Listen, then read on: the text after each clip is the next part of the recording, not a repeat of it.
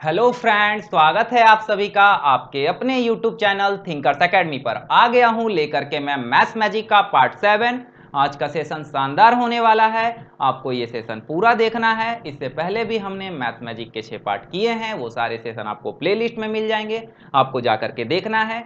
यहाँ से आपके एग्जाम में डेफिनेटली प्रश्न देखने को मिलेंगे और हमने वो सारे अटेम्प्ट लिए हैं जो एग्जाम के लिए बेस्ट हो सकता है। हमने बहुत ही आसानी से हर एक प्रश्न को किया है, तो आपको जाकर के वो सारा सेशन देखना है। यहाँ से अगर आप देख करके जाते हो तो आप हर एक क्वेश्चन को 10 से 5 सेकंड में आराम से कर लोगे। तो चलिए शुरू करते हैं आज का सेशन आज के पहले प्रश्न के साथ।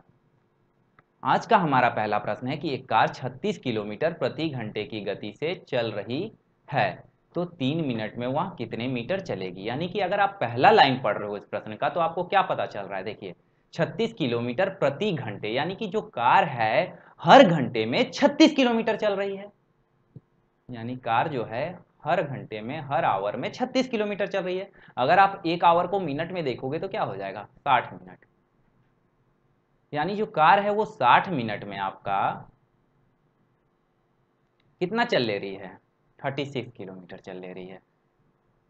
पूछा है 3 मिनट में वह कितने मीटर चलेगी। तो सबसे पहले तो आपको पता होना चाहिए कि 1 किलोमीटर बराबर होता है 1000 मीटर के।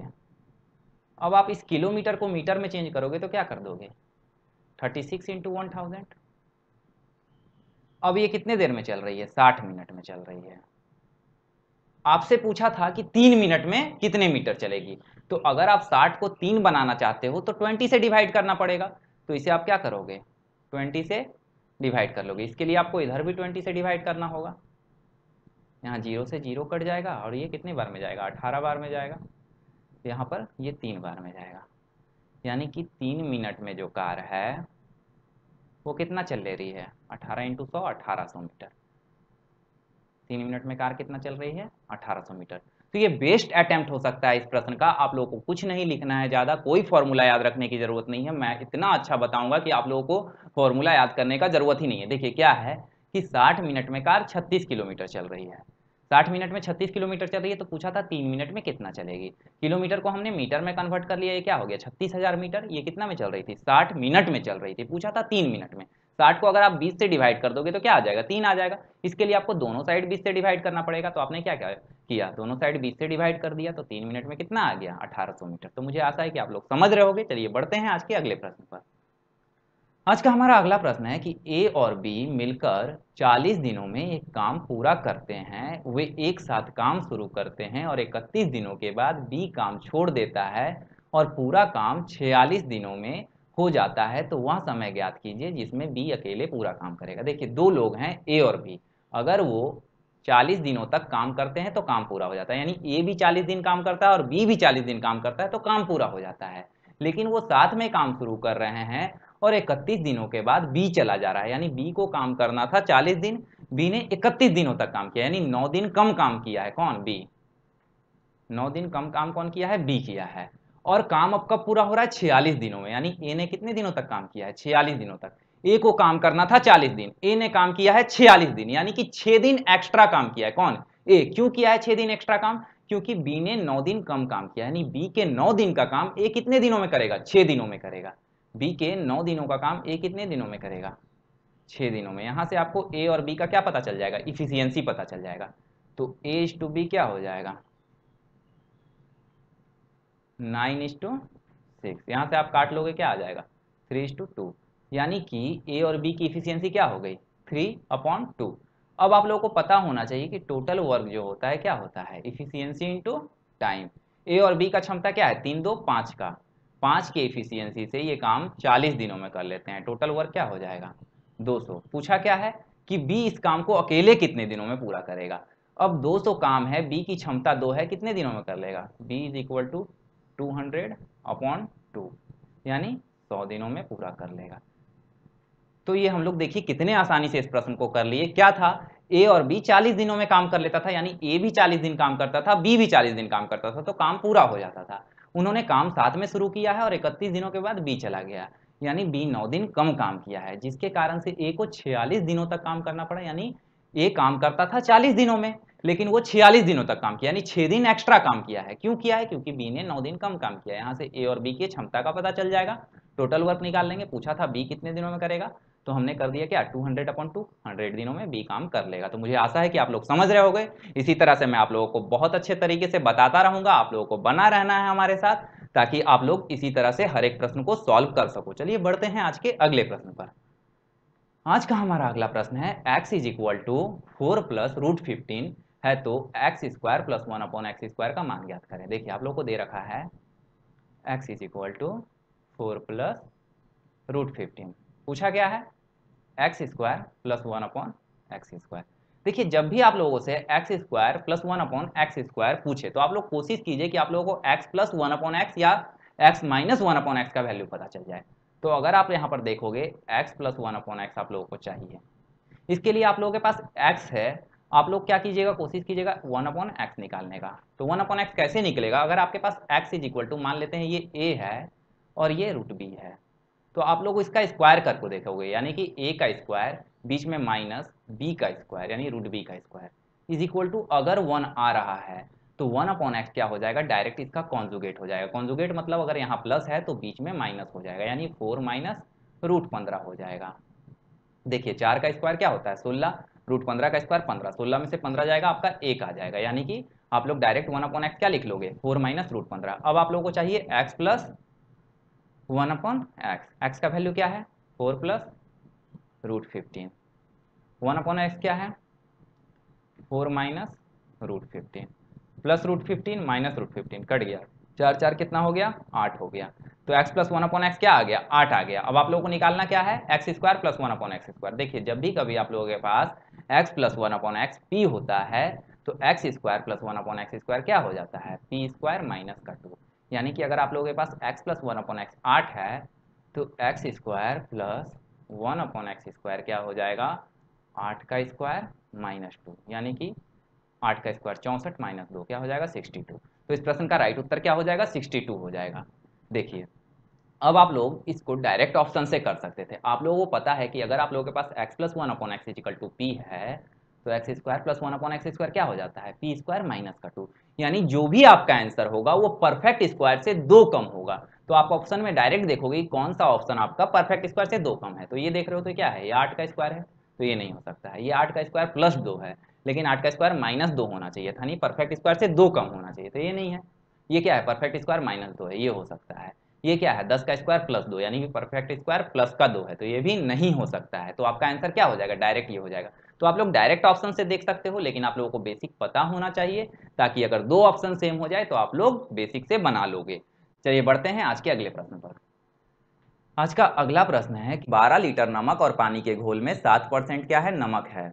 यदि 4 लीटर पानी वाष्पित हो जाता है तो शेष घोल में नमक कितना परसेंट है। देखिए आप लोगों के पास सॉल्ट प्लस वाटर का 12 लीटर का मिश्रण है, इसमें 7% क्या है नमक है।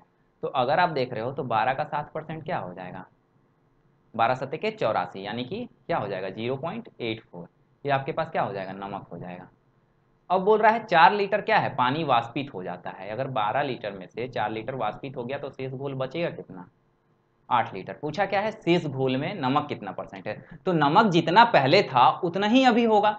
तो 8 लीटर में भी नमक कितना हो जाएगा 0.84, इसको परसेंट में पूछा है कितना परसेंट है तो इंटू 100, ये पॉइंट आप हटाइएगा, ये दोनों जीरो आपका कट जाएगा। अब आप इसे काटिएगा कितने बार में जाएगा 10 अठे के 80.5, यानी 10.5 आपका आंसर हो जाएगा। तो इस प्रश्न का आंसर क्या होगा 10.5 होगा। देखिए क्या था कि सॉल्ट एंड वाटर का 12 लीटर का मिश्रण था, 12 लीटर का मिश्रण था जिसमें 7% नमक था। हमने देख लिया नमक कितना है, तो कितना आया 0.84। अब 4 लीटर अगर पानी वाष्पित हो जाता है तो कितना बचा घोल 8 लीटर। अब इस 8 लीटर में भी नमक जितना पहले था उतना ही हो जाएगा। तो पूछा था कितना परसेंट होगा, तो परसेंट में हमने निकालने के लिए क्या किया 100 से मल्टीप्लाई कर दिया और आपका आंसर आ गया क्या 10.5। तो मुझे आशा है कि आप लोगों को समझ में आ रहा होगा। हर एक प्रश्न को इतने इजी तरीके से यहाँ पर बताया जाएगा कि आप लोग बहुत आसानी से समझ पाओगे, बहुत ही आसानी से आप लोग हर एक प्रश्न को कर पाओगे। आप लोग ज़्यादा से ज़्यादा बच्चों को शेयर कीजिए, ताकि मैं लगातार इसी तरह से इस तरह के प्रश्नों को करवाता रहूँ, इसी तरह के सेशन को लाता रहूँ। तो आप लोगों को ज़्यादा से ज़्यादा बच्चों को शेयर करना है। चलिए बढ़ते हैं आज के अगले प्रश्न पर। आज का हमारा अगला प्रश्न है कि x का मान ज्ञात करें अगर 2 का power x plus 6 is equal to 8 का पावर x प्लस 1 है। आप लोग को निकालना है x का वैल्यू, और दिया क्या है 2 का power x plus 6 is equal to 8 to the power x plus 1। अब आप लोगों को एक बात पता होना चाहिए कि जब भी कभी आपके पास a का power x is equal to a का पावर y हो, यानी आपके बेस आपस में इक्वल हो, तो इनके पावर भी क्या हो जाते हैं, इक्वल हो जाते हैं।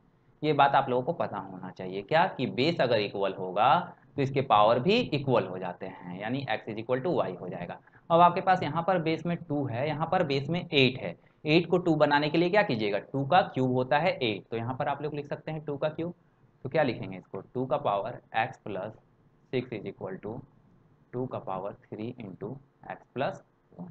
अब यहाँ पर बेस आपका क्या हो गया, सेम हो गया, तो इसके पावर भी क्या हो जाएंगे, इक्वल हो जाएंगे, यानी x plus 6 is equal to क्या हो जाएगा 3 इंटू एक्स प्लस 1।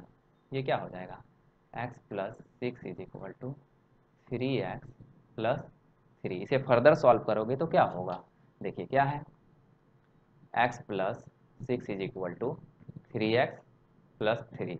ये 3x को आप इधर लाओगे तो x में से 3x गया, क्या बचा माइनस 2x। 6 को आप इधर लेकर जाओगे तो 3 में से 6 गया, क्या बचा माइनस 3। माइनस माइनस प्लस हो गया, x इज इक्वल टू क्या आ गया 3/2। तो आपने कितने आसानी से इस प्रश्न को कर लिया। तो देखिए आप लोगों को क्या याद रखना है कि जब भी कभी आपका बेस सेम होगा, यानी कि a का power x is equal to a का पावर y होगा, तो बेस सेम होगा तो पावर भी इक्वल हो जाते हैं। ये बात आप लोगों को ध्यान में रखना है, बहुत ही आसानी से इस तरह के प्रश्नों को कर लीजिएगा। इसकी उल्टा भी आप लोगों को याद रखना है कि अगर पावर सेम हुआ, यानी मान लीजिए x का power a is equal to y का पावर a, यानी कि आप लोगों का पावर सेम हुआ, तो आप लोगों का बेस भी आपस में इक्वल हो जाता है, यानी x is equal to Y हो जाएगा। यानी बेस सेम हुआ तो पावर इक्वल हो जाएगा, और पावर सेम हुआ तो बेस इक्वल हो जाएगा। चलिए बढ़ते हैं आज के अगले प्रश्न पर। आज का हमारा अगला प्रश्न है कि 0.321 into 0.321 minus 0.179 into 0.179 divided by 0.321 minus 0.179। देखिए अगर आप इसे a मान रहे हो तो ये भी आपका a है, अगर इसे b मान रहे हो तो ये भी b है, यानी यहाँ पर क्या है a स्क्वायर माइनस का b स्क्वायर डिवाइडेड बाई क्या है, ये अगर आपका a है और ये b है तो a माइनस b। तो देखिए ए स्क्वायर माइनस बी स्क्वायर क्या होता है, A plus B into A minus B upon क्या हो जाएगा ए माइनस बी। ए माइनस बी से ए माइनस बी कट जाएगा, क्या बचेगा ए प्लस बी। तो इस तरह के प्रश्नों को आपको देख करके ही पैटर्न ऑब्जर्व करना है कि क्या दे रखा है, एक्चुअल में आपको दिया क्या हुआ है। तो आप लोगों को कुछ नहीं, A square minus B square upon A B दे रखा था, ए माइनस बी दे रखा था। तो A square minus B square क्या होता है, A plus B into A minus B, और नीचे भी आपका ए माइनस बी था, तो यहाँ से ये कट गया, बचा डायरेक्ट क्या ए प्लस बी। तो आपका आंसर क्या हो जाएगा डायरेक्ट 0.321 प्लस 0.179। अब आप इसे जोड़ लोगे, देखिए ये क्या है, अगर आप मानते हो 300 है और ये कितना है, अगर ये 179 है तो ये 21 इसमें जाकर के जुड़ेगा तो क्या हो जाएगा 200। तो 300 और 200 500, तो ये क्या हो जाएगा 0.5। आपका आंसर क्या हो गया 0.5 हो गया। तो आप लोग क्या किए, डायरेक्ट इस तरह के प्रश्नों को देख करके कुछ नहीं लिखना है, पैटर्न को ऑब्जर्व कीजिए क्या दे रखा है। आपने देखा क्या कि आपके पास है ए स्क्वायर माइनस बी स्क्वायर, नीचे क्या है ए माइनस बी। ए स्क्वायर माइनस बी स्क्वायर क्या होता है A plus B into A minus B, A minus B से ए माइनस बी कट गया, डायरेक्ट आंसर क्या हो गया ए प्लस बी हो गया। तो मुझे आशा है आप लोगों को बहुत अच्छे से समझ में आ रहा होगा, इसी तरह से मैं आप लोगों को समझाने की कोशिश करूंगा। चलिए बढ़ते हैं आज के अगले प्रश्न पर। आज का हमारा अगला प्रश्न है कि एक दुकानदार एक वस्तु की कीमत इस प्रकार अंकित करता है कि 25% की छूट देने के बाद भी उसे x% का लाभ होता है। यदि वस्तु का क्रय मूल्य और अंकित मूल्य 300 रुपए और 480 रुपए है तो x का मान ज्ञात करें। यानी कि आप लोगों के पास क्या दे रखा है, डिस्काउंट परसेंट दे रखा है, प्रॉफिट परसेंट दे रखा है, सीपी दे रखा है और एमपी दे रखा है। आप लोगों को पता होना चाहिए कि जब भी कभी आपके पास डिस्काउंट परसेंट और प्रॉफिट परसेंट हो, इस केस में सीपी से एमपी का रेशियो क्या हो जाता है 100 minus discount percent upon 100 plus profit percent. ये बात अगर आप लोगों को पता है तो मैं ऐसे बता देता हूं कि आपको 5 सेकंड में ये प्रश्न आप लोग कर लोगे। देखो क्या होगा, सीपी से एमपी का रेशियो, यहां पर अगर सीपी 300 है, एमपी 400 है, 480 है, तो इसे काट लो, क्या हो जाएगा 6 5 30 और 6 8 जा 48, यानी 5:8 आ गया आपका सीपी से एमपी का रेशियो।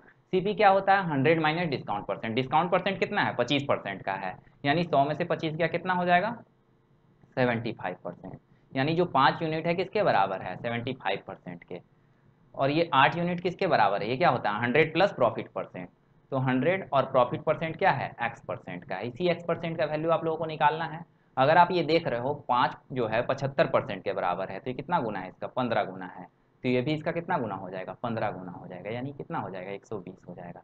यानी 100 प्लस एक्स परसेंट बराबर क्या आ गया? 120 आ गया। तो एक्स परसेंट बराबर क्या हो जाएगा? 120 माइनस 100, ये कितना हो जाएगा? 20% हो जाएगा। तो देखा आपने कितनी आसानी से हमने इस प्रश्न को कर लिया। सिर्फ आप लोगों को पता होना चाहिए कि सीपी से एमपी का जो रेशियो होता है 100 minus discount percent upon 100 plus profit percent होता है। अब आप लोग इसे एक और मेथड से कर सकते हो, आइए देखते हैं कैसे करेंगे। देखिए, आप लोगों को पता होना चाहिए कि जो डिस्काउंट है हमेशा किस पर देते हैं? मार्क प्राइस पर देते हैं। और मार्क प्राइस पर डिस्काउंट देने के बाद जो प्राइस हम लोगों को मिलता है वो क्या होता है? सेलिंग प्राइस होता है। ये बात आप लोगों को पता होनी चाहिए कि डिस्काउंट जो है वो मार्क प्राइस पर दिया जाता है और मार्क प्राइस पर डिस्काउंट देने के बाद हमें सेलिंग प्राइस मिलता है। अब यहाँ पर आप लोगों का सीपी से एमपी का जो रेशियो आया था, क्या आया था? 5:8 आया था। और आप लोगों को पता है कि एसपी जो है मार्क प्राइस पर डिस्काउंट दे करके मिलता है। मार्क प्राइस आपका कितना है? 8 है।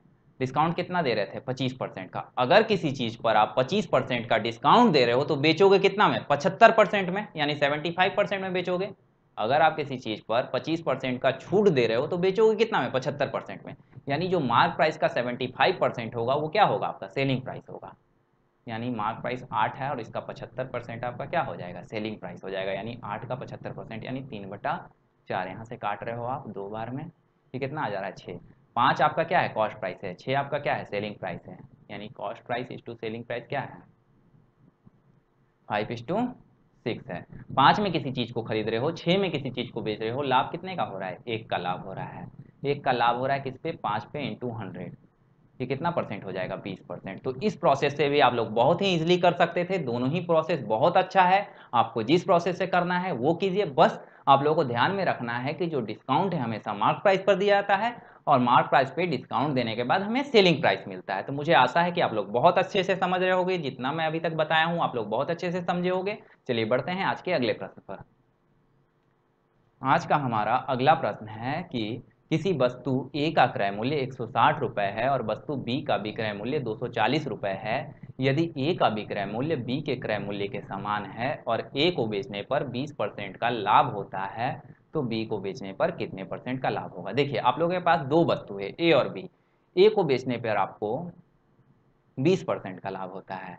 20% का अगर आप फ्रैक्शन वैल्यू देखोगे तो क्या होगा? 1/5। यानी 5 में अगर आप किसी चीज़ को खरीदते हो, एक का अगर आप लोगों को लाभ होता है तो एसपी क्या हो जाएगा? 6 हो जाएगा। अब आप लोगों का ए का जो है सीपी 5 यूनिट है। कितना है? 5 यूनिट। एक आप लोगों को सीपी दे रखा है कितना? 160 रुपया। तो 5 यूनिट किसके बराबर हो जाएगा? 160 रुपये के बराबर हो जाएगा। तो एक यूनिट यहाँ से कितना आ जाएगा? 32 आ जाएगा। यहाँ से एसपी निकाल लेंगे, क्या हो जाएगा? 6 × 32, ये कितना आ जाएगा? 192। अब आप लोगों को क्या बोल रखा है कि ए का जो विक्रय मूल्य है बी के क्रय मूल्य के बराबर है। तो ए का विक्रय मूल्य कितना आ गया? 192। ये किसके बराबर है? तो कॉस्ट प्राइस के बराबर है। किसके? बी के। बी के कॉस्ट प्राइस के बराबर है। ये कितना हो जाएगा? 192। बी का सेलिंग प्राइस क्या दे रखा है? 240 रुपये। पूछा क्या है आपसे कि बी को बेचने पर कितने प्रतिशत का लाभ होगा? 192 रुपये में किसी चीज को खरीद करके 240 में बेचते हो, कितने का लाभ हो रहा है? 48 रुपये का। तो 48 रुपये का लाभ हो रहा है 192 पे इंटू 100। यहाँ से काटेंगे कितनी बार में जाएगा? 4 बार में। ये काटोगे कितनी बार में जाएगा? 25 बार में। आपका 25% का क्या हो गया? लाभ हो गया। तो देखिए बहुत ही आसानी से करना है। क्या करना है? बोल रहा है ए को बेचने पर 20% का लाभ होता है। 20% का फ्रैक्शन वैल्यू होता है 1/5।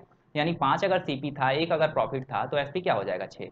अब इस 5 यूनिट का वैल्यू दे रखा था 160। यहाँ से हम लोग ए का एसपी निकाल लिए। अगर ए का एसपी हम लोग निकाल लिए तो दे रखा है कि ए का जो विक्रय मूल्य है बी के क्रय मूल्य के बराबर है। यानी ए का जो विक्रय मूल्य था वो किसके बराबर था? बी के क्रय मूल्य के बराबर था। अब बी का हमें क्रय मूल्य पता है, बी का हमें विक्रय मूल्य भी पता है, तो हम लोग क्या निकाल लेंगे? लाभ कितना हुआ बी को। तो यहाँ से हमने निकाल लिया बी को कितना लाभ हुआ। चलिए बढ़ते हैं आज के अगले प्रश्न पर। आज का हमारा अगला प्रश्न है कि 13 का वह न्यूनतम गुणक क्या है जिसे 4, 5, 6, 7 और 8 से भाग देने पर प्रत्येक स्थिति में 2 शेष बचे। देखिए, बोल रहा है कि 4, 5, 6, 7 और 8 से भाग देने पर प्रत्येक स्थिति में 2 शेष बचे और वो 13 का न्यूनतम गुणक होना चाहिए। तो इस तरह के प्रश्नों में नंबर निकालने के लिए आप लोग क्या कीजिएगा, LCM इंटू के प्लस रिमाइंडर। अब अगर आप देख रहे हो तो इसका LCM क्या हो जाएगा, 2, 5, 3, 7, 4, फिर 2 से देंगे तो क्या हो जाएगा, 1, 5, 3, 7, 2। अब ये नहीं जाएगा तो LCM क्या हो जाएगा, हाँ 2 इंटू 5 इंटू 3 इंटू 7, ये कितना हो जाएगा, 2 दूनी के 4 दूनी के 8 बचे 40, दिया 120 सते 12 सते 84, 840, ये आपका आ गया LCM। अब नंबर निकालना है तो क्या होता है, LCM इंटू के के जगह पर अगर आप 1 रखते हो तो रिमाइंडर आपका क्या है, 2 है, ये कितना हो जाएगा 840 प्लस 2 842। अब 842 क्या 13 से कट रहा है, क्योंकि बोल रहा है 13 का न्यूनतम गुणक होना चाहिए, तो 13 से डिवाइड करके देखेंगे, 13 छक 78, बचा क्या 6 और 2 यानी 62, 62 13 से डिवाइड नहीं होता है, तो ये आंसर नहीं हो सकता है। अब आप लोग के जगह पर क्या रखोगे, देखो अगर के जगह पर 2 रखते तो क्या हो जाता है, ये 8 दूनी के 1600, ऑप्शन आपका 1600 में नहीं है तो आप के जगह पर 3 रखोगे। अब अगर के जगह पर 3 रखते हो तो क्या हो जाएगा, 840 इंटू 3 प्लस 2 कितना हो जाएगा, 2520 प्लस 2 2522, 2522 क्या 13 से विभाजित है, तो 13 का 13 बचा 12, 122, 13 9 के 117, 5 और 2 13 चौका 52, यानी ये नंबर पूरी तरह से क्या है 13 से डिविजिबल है, तो ये क्या हो जाएगा, आप लोगों का आंसर हो जाएगा 2522। कितना हो जाएगा 2522। तो आप लोगों ने क्या किया, पहले नंबर का LCM निकाल लिया, आप लोगों को पता है नंबर इज इक्वल टू होता है LCM इंटू के प्लस रिमाइंडर, तो आप लोगों ने LCM निकाल लिया, के जगह पर 1 रखा तो यहाँ पर 842 आया। अब 842 13 से कटना चाहिए, क्योंकि प्रश्न में कह रखा है कि 13 का न्यूनतम गुणक होना चाहिए, तो 842 नहीं कट रहा था, तो आपका आंसर नहीं हो सकता है। अब इस प्रश्न को आप लोग बिल्कुल 2 सेकंड में ऑप्शन से कर सकते हो। क्या कहा था कि 13 का न्यूनतम गुणक, यानी जो भी आंसर होगा वो 13 से कटेगा, यानी 13 से डिविजिबल होगा। तो ये आंसर अगर आप देख रहे हो तो ये 13 से डिविजिबल नहीं है, ये भी 13 से डिविजिबल नहीं है, ये भी देख रहे हो तो 13 छक 78 बचा 6 और 0 यानी 60, 60 13 से डिविजिबल नहीं है, तो ये नंबर भी नहीं होगा, यानी कि आपका तीनों आंसर नहीं हो सकता, डायरेक्ट आपका आंसर क्या हो जाएगा 2522। तो आप लोग 2 सेकंड में ऑप्शन से ही लगा सकते थे। तो इसी तरह से आप लोगों को अटेम्प्ट रखना है एग्जाम में, पहले ऑप्शन से जाइए जब भी इस तरह का प्रश्न आ जाए, और उसके बाद आप लोग सॉल्व करके देखिए। चलिए बढ़ते हैं आज के अगले प्रश्न पर। आज का हमारा आखिरी प्रश्न है, tan 4 degree into tan 43 degree into tan 47 degree into tan 86 degree is equal to क्या होगा, tan 4 degree, tan 43 degree, tan 47 degree और tan 86 degree is equal to क्या होगा। देखिए आप लोगों को इस तरह के प्रश्नों को करने के लिए एक बात पता होना चाहिए कि tan θ1 इंटू tan θ2 बराबर क्या होना चाहिए, 1 होता है। कब होता है, tan θ1 इंटू tan θ2 बराबर 1 होता है, कब, जब θ1 प्लस θ2 बराबर 90 डिग्री होना चाहिए। क्या होना चाहिए, θ1 प्लस θ2 बराबर 90 डिग्री होना चाहिए। अगर हम यहाँ देख रहे हैं तो tan 4 डिग्री है, यहाँ tan 86 डिग्री है, 4 डिग्री और 86 डिग्री कितना हो जाएगा 90 डिग्री, यानी ये कितने के बराबर हो जाएगा 1 के बराबर, इंटू ये tan 43 डिग्री है, ये tan 47 डिग्री, यानी 43 और 47 कितना हो जाएगा 90, यानी यहाँ पर भी 90 डिग्री हो जा रहा है, तो ये भी 1 के बराबर हो जाएगा। तो 1 इंटू 1 आंसर आपका क्या आ जाएगा 1। तो इस प्रश्न का राइट उत्तर हो जाएगा 1। मुझे आशा है कि आपने इस सेशन को बहुत ही अच्छे से देखा होगा। ये आपके एग्जाम के लिए बहुत ज़्यादा इंपॉर्टेंट होने वाला है। आप ज़्यादा से ज़्यादा बच्चों को शेयर करें और पीडीएफ के लिए आप हमारा टेलीग्राम चैनल ज्वाइन कर लीजिएगा। आप लोगों को लिंक डिस्क्रिप्शन में मिल जाएगा। तो आप लोगों को बने रहना है हमारे साथ। अगले सेशन में मैं इसी तरह के अच्छे अच्छे प्रश्न लेकर के आऊँगा। तो चलिए मिलते हैं अगले सेशन में।